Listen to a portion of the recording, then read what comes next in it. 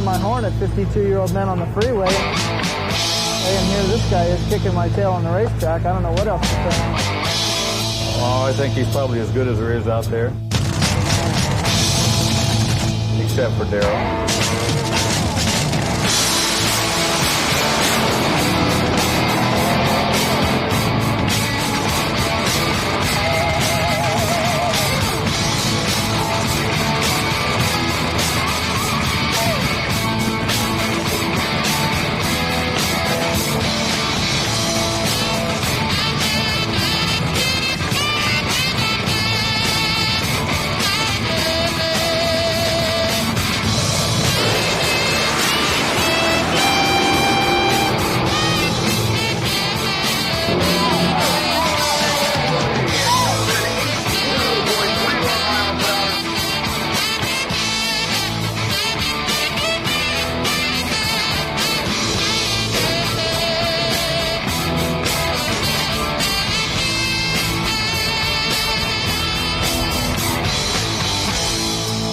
Very nice people, down to earth.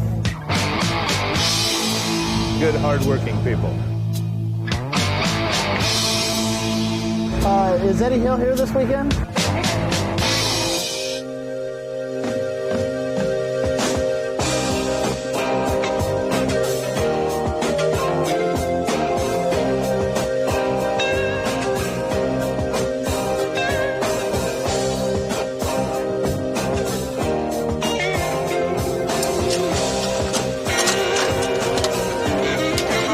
Yes, sir.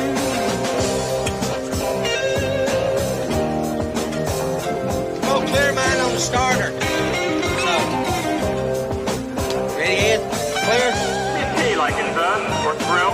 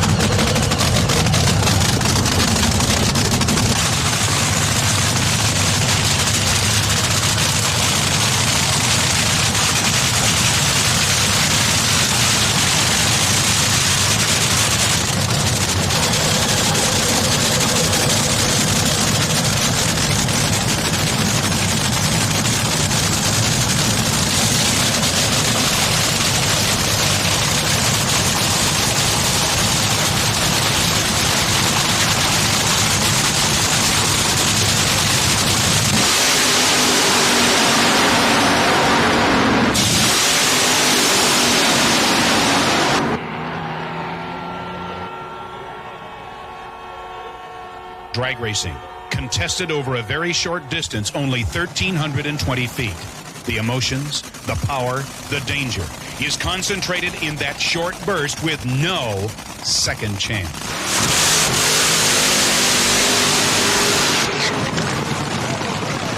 Competition among top fuel dragster drivers has always been intense, but things got even tougher when Eddie Hill returned to the drag strip. Hill has gained respect among the racing professionals for many reasons.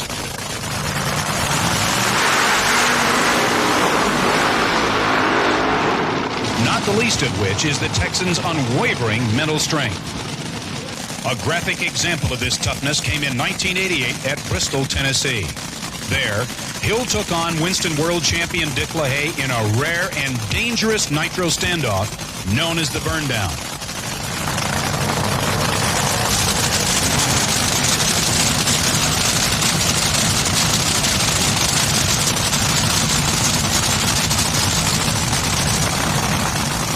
Down occurs when neither racer will stage his car first, choosing instead to sit behind the line with the car's engine running. Because of the intense heat generated by nitro-powered engines, a burndown, if it goes too long, can lead to engine explosions. Not only expensive, but dangerous.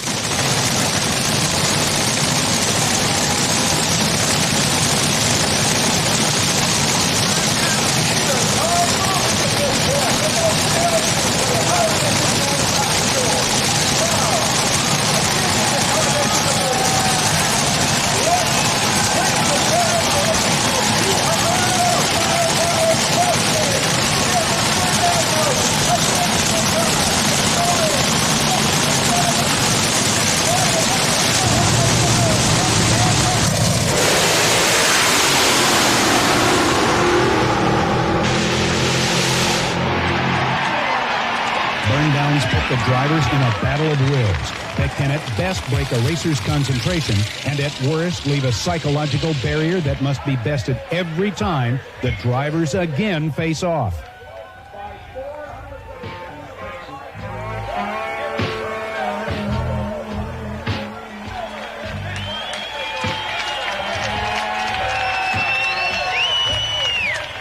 Eddie the Thrill Hill.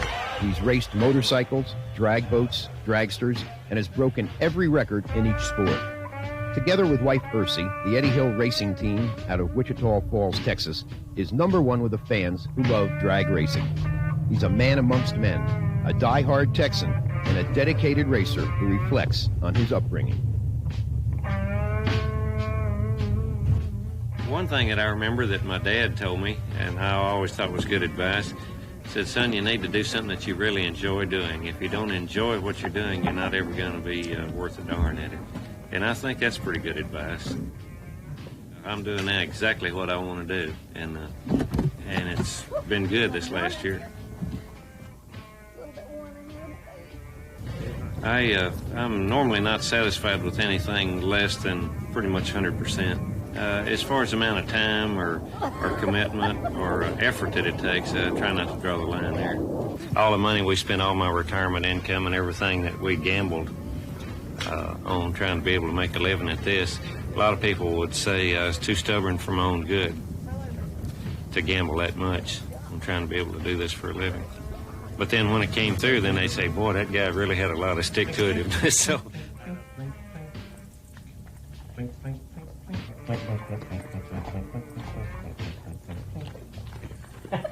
She lights up my life wherever we are, whether we're at home or at the racetrack or in between.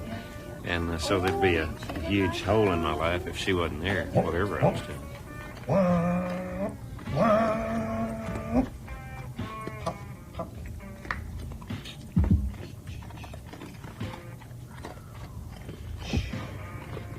Yay! Yay! 493! Yay! Kitty roll! First of the threes. Except sometimes it's wah, bang! Oh no, not another floor! Oh no, not another floor! Yeah, I remember when Hot Rod Magazine first started covering some cars in the brand new then sport of drag racing, where a car just consisted primarily of an engine, a set of frame rails, tires, and a seat. That's about all there was to it, reduced to the very basic essentials, and cover the quarter mile in pretty good shape. And that's when I got interested. That appealed to me, the simplicity and the stark efficiency of a vehicle like that.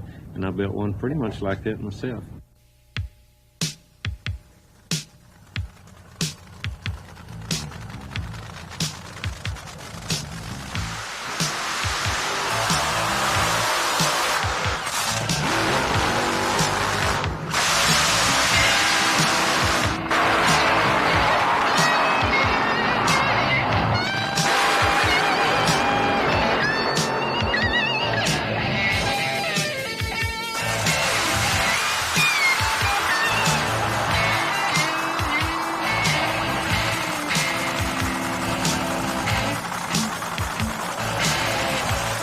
First car I built didn't have a roll bar, and when we went to tech it in for the race, he said, kid, you got to have a roll bar. And I said, what's a roll bar? And he said, well, it's some tubing that comes up over this way, so if the car gets upside down, it won't squash your head. And I said, okay, where'd I get those? And he said, I don't know, kid, this is a drag strip. There's no... And he said, well, wait a minute. Said, I think I saw some water pipe over in the ditch over yonder. And sure enough, I looked over there, and there was some water pipe over there. So we made some beautiful bends out there in the middle of this field. You know, it just collapsed the tube, and we bent it kind of around to make something that looked sort of like a roll bar. For one thing, I was the first one to use the little tiny front wheels that everybody's using now. Not the same front wheels, but we ran little, at that time they were Cushman front wheels, little 8-inch wheels and 4-inch tires. And I started heating up the tires before the run by spinning the tires a little back behind the line, which, as you know now, burnouts are pretty popular now everywhere. I had a charcoal-filled breathing mask that filtered the nitro fumes out. It was kind of a neat deal, and probably had one of the first fire protection face masks, and a few things like that. I had one of the and still maybe one of the only cars that use the engine as a stressed member.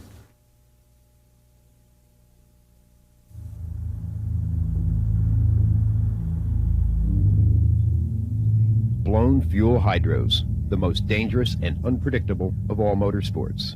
To some, they're scary. To others, like Eddie Hill, a true challenge.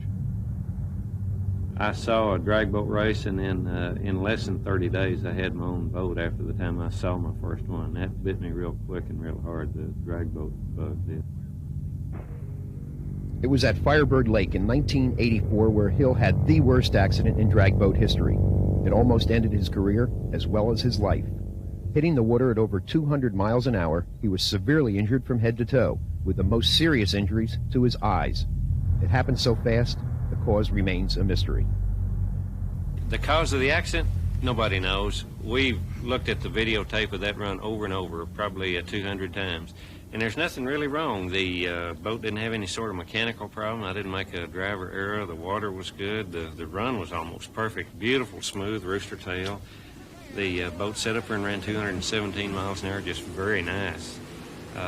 No particular reason for it. In fact, that's one reason that we don't do it anymore, is because since we don't know what caused it, we don't know how we could prevent it. You got to remember, when I first got into this, nobody was running over 200 mile an hour with any degree of regularity. It had only been, I think, 1 or 2 times anybody had been over 200. And the boat racing was fairly safe, and then as we got over 200, it began to get a little edgy, and then 210 was a little out, and then 220, and then finally when we ran to 229, by that point of development, by that stage of development, it was very, very dangerous. It was almost a toss of a coin whether you'd make it all the way through or crash. Well, there's a dozen guys that I could name right quick that aren't here anymore that used to run in the top fuel class.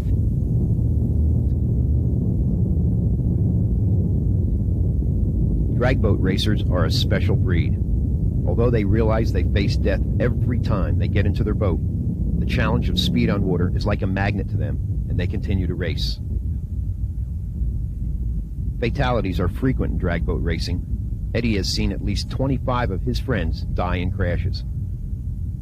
The most potentially dangerous part of it, the scariest part, was that when I hit the water face first, and the water got in behind my eyes and nearly pushed my eyes out. And I had a black eye all the way from my hairline to my hairline, and the whites of my eyes just turned blood red and stayed that way for a couple of months. I wondered at one time whether the whites of my eyes would ever be white again, but nearly lost my sight, so that was the scariest part. Everything else, the concussion and the puncture wound through my jaw, the way I found that was I took a little mouthwash in my mouth, and when I started to rinse it around, I squirted a little of it out through that hole, and boy, you think that didn't smart.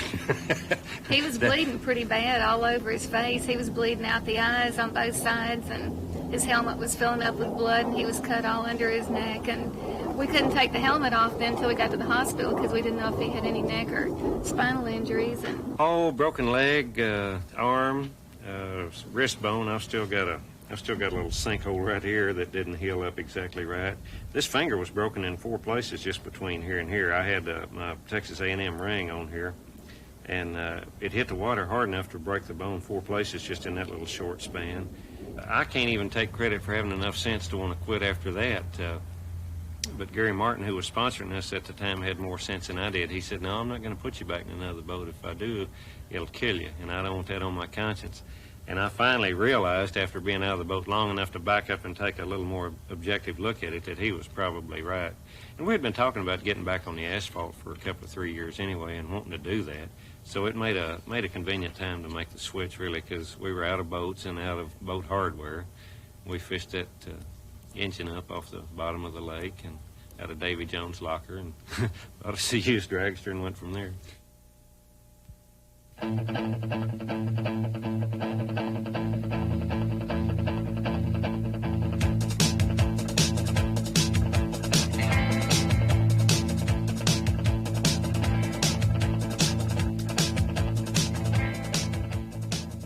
As with everything the team does, each crew member has his and her job when it comes to bringing the car to the starting line for a run.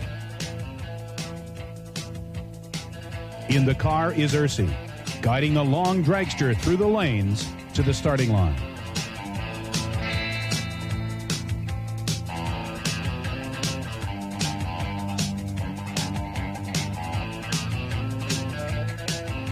Eddie Hill rides in the tow car with Carter. Here they compare notes for the last time.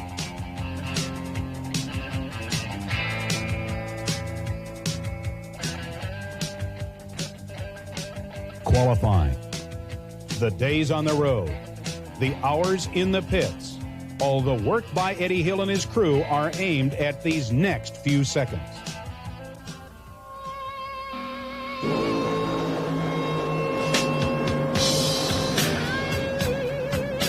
Noise at the starting line keeps talk to a minimum. Again, the crew goes about its work with quiet efficiency. Hill dons his fireproof racing suit and slips on his helmet.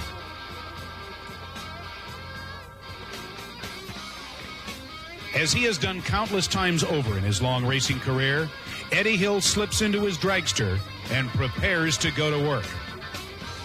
The thick belts that hold Hill in the car are pulled tight as possible. Still, the forces that he will experience on the dragster's launch will compress his body so that for an instant the belts will hang loose around him. His office is cramped but fully equipped. During the 5 seconds of the pass, Hill will be a blur of motion as he manipulates the mechanisms that control the car's transmission, fuel flow, the brakes, and parachutes. While Ercie sees to this final and vital chore, Eddie sits quietly in the cockpit.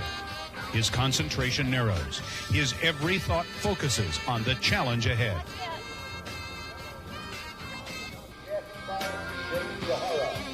The long, sleek dragster is rolled without a sound to the starting line.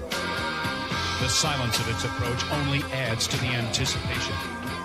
The crowd awaits the Texas gunslinger. Driving a top-fuel dragster at today's speeds allows little time for thinking. Once in this racing environment, the driver's brain seems to shift into high gear. All his mental processes speed up. Instinct and experience take the place of contemplation. Fuzzy Carter handles the starter, makes sure everything is ready before the missile begins its burnout.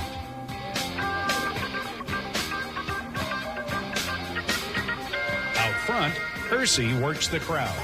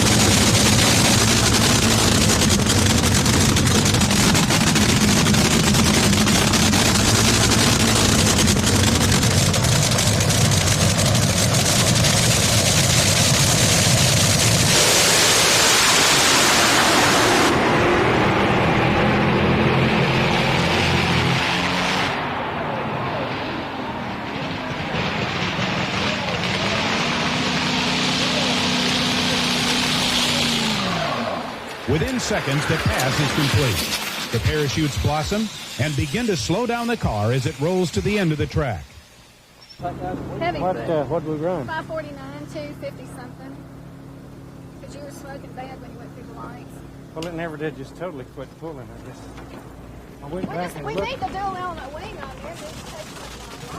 We need that dual element wing. How far was it down? Quarter About track? half track with smoke.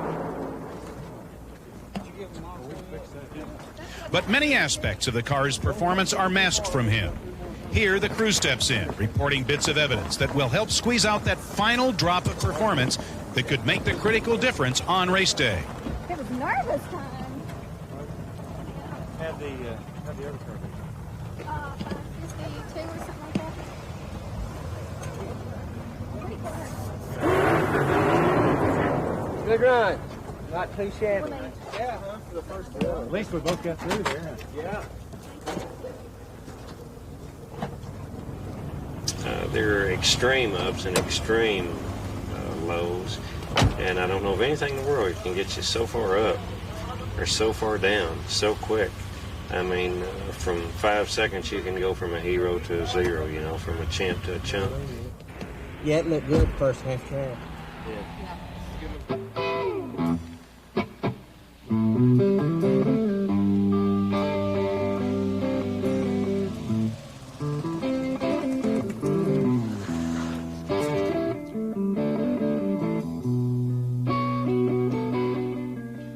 It's just so easy, just a tiny wrong guess, sometimes as little as 20 grams on the clutch can make you a bum, you know, instead of a hero. And it's hard dealing with that.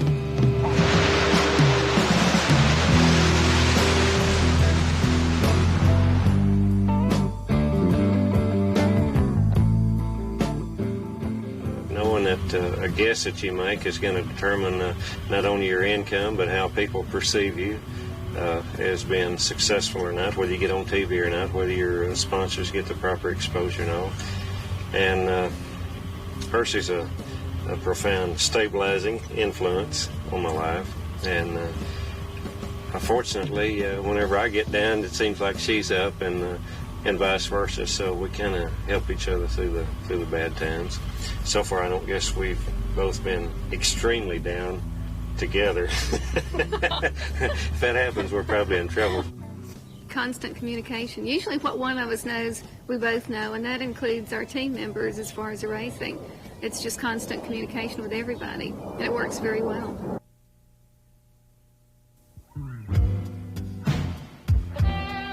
The place, the Texas Motorplex. The event, the IHRA Texas Nationals. The date, April 9, 1988. The day that changed drag racing forever. The run for the first 4-second pass had begun months before, as the latest advances in fuel systems and clutches had steadily allowed the racers to eat away at the 5-second mark.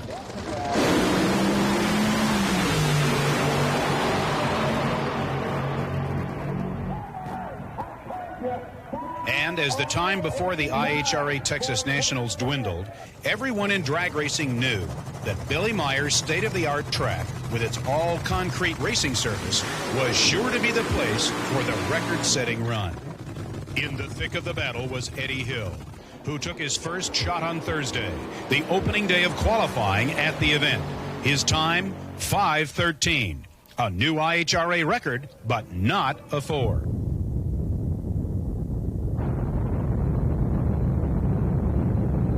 Friday, the crew increases the dragster's power and drops the ET to 5:04. Again, Hill had gone faster than any driver before, but the challenge remained unmet.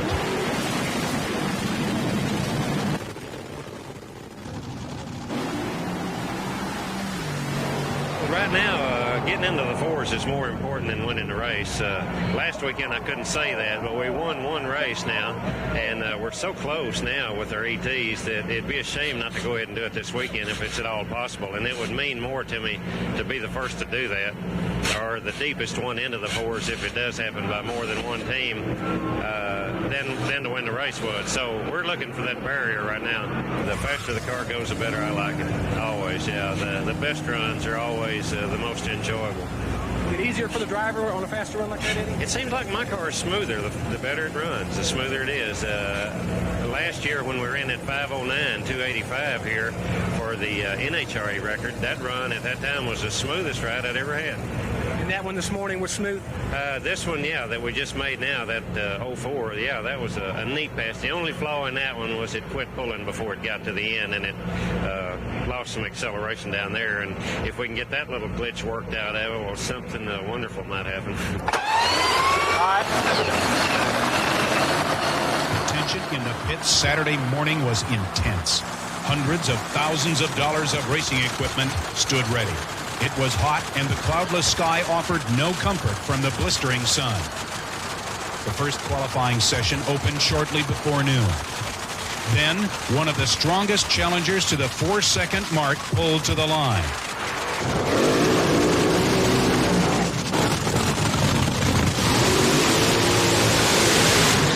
If the record was to be broken, Joe Amato was likely to do it.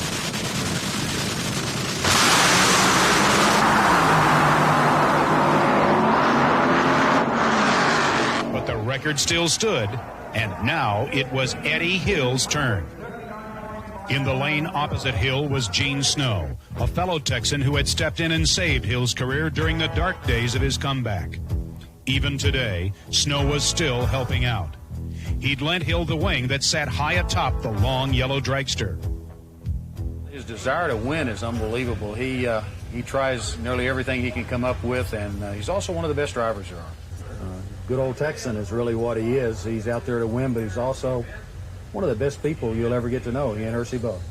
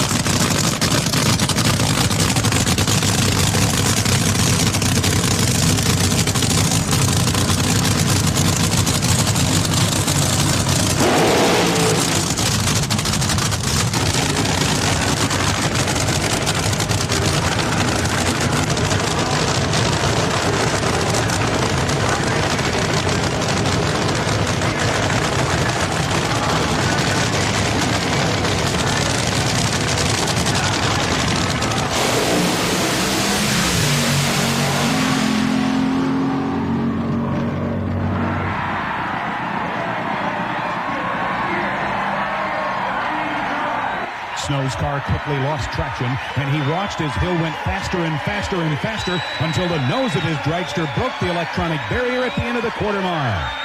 The giant scoreboards at the track told the story. 4.990 seconds for Hill. The barrier had been broken on the day that seemed to demand it, April 9, 1988. 4.988.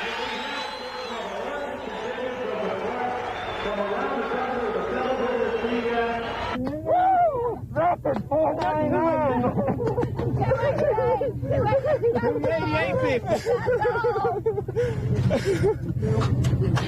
895, 60 foot. You like one?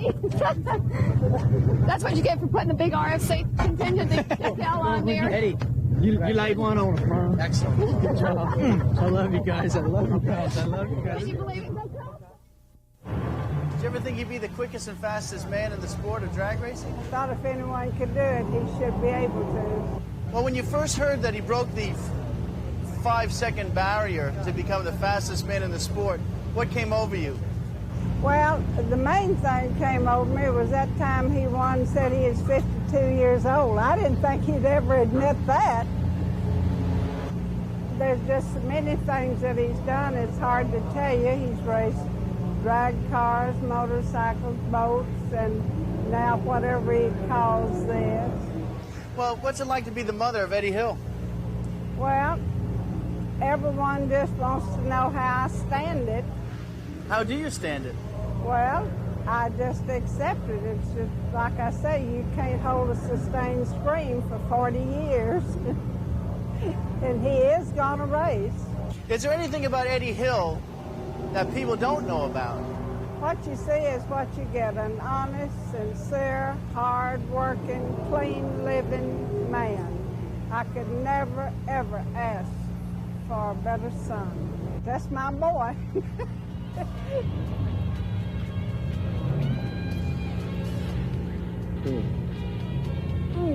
That's my mom.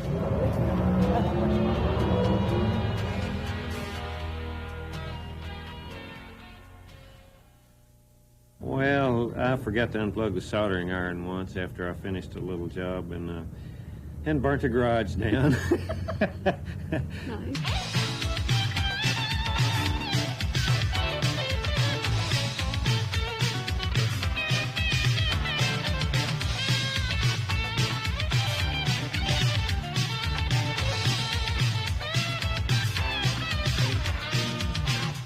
Down in the front valley, and we kind of ride around in the back valley too.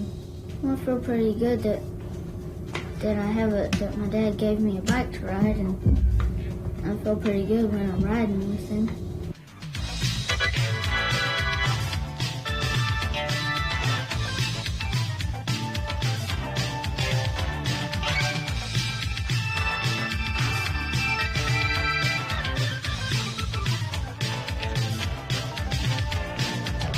Do you think you're a good role model for a father? Well, I like to think so. I'm conscious of the responsibility to do that, and I work at that now.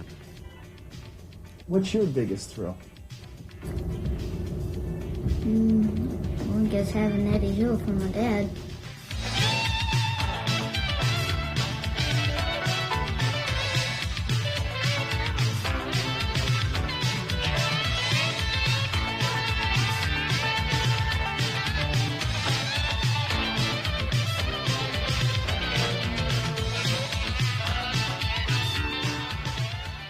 I've got a big block Chevy-powered playboat that will run about 70 miles an hour that I just love to play with that. And Ercie bought me a parasail that I love to hang in the sky behind the playboat. That's really neat. I like to ride motorcycles, like to play video games, like to watch good science fiction movies. There's a lot of things I like to do. In 1 year, we just about filled the place up. I didn't have either one of these rings or this sculpture of the Kenny Youngblood original, and that line of trophies behind you on the mantle there. It's been quite a year.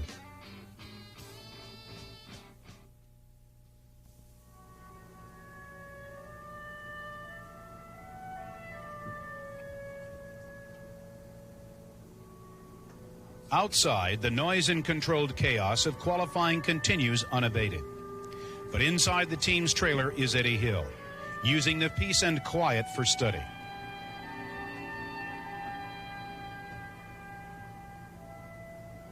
Like a monk enjoying the solitude of his monastery, Hill pores over the printouts from the dragster's onboard computer.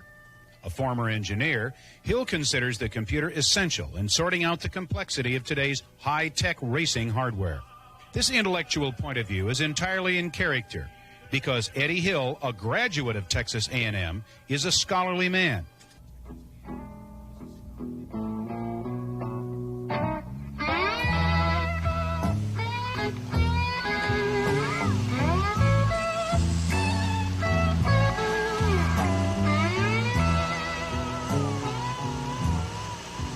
What makes you relax? What makes you relax? I don't know. I don't do that very much. I'd have to think about that one. Good music. I know. Yeah, good music. I'll relax with good music if I have some Pavarotti or something like that. Opera music? Yeah, a little light opera or light classical music. Yeah, that'll do it. I've also got to have everything else pretty well in line. All the problems pretty well solved, or I can't relax at all, even in the middle of the night.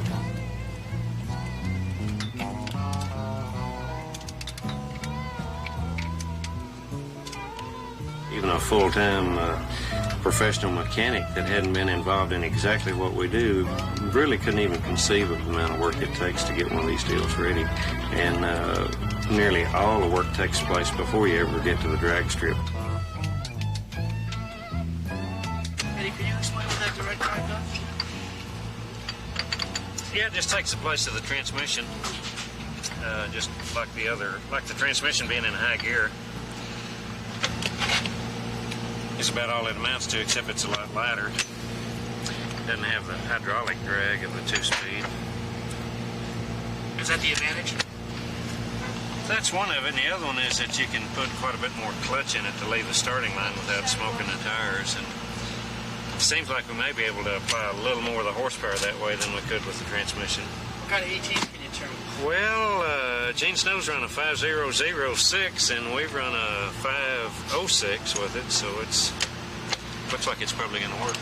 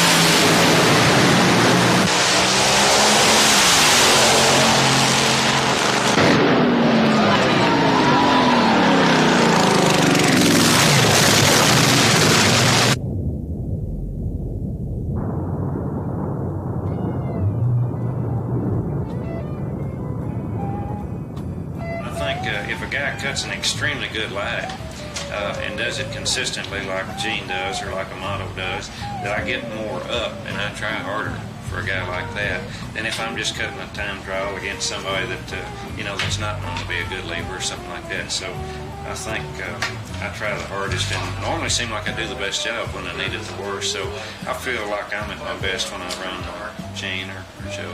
Right before we ran, I told Eddie, I said, bang your head on the roll cage or do something, make yourself mean, get ready. And he cut a really good line on us. Yeah, I guess that's the best light of my career. But I had to do something. He told me he was going to cut a 420 light, so I had to get as quick as I could. How valuable is Fuzzy to you? Well, I'm not going to say he's the whole program, but he's at least as important as I am. He's sure a whole lot more like kinfolks than like an employee or like that. I mean, it's a family deal, and it's a team effort, and we're kind of Ercie and I are kind of mom and dad, and Fuzzy and Janna are just kind of like a couple of the kids, close kids.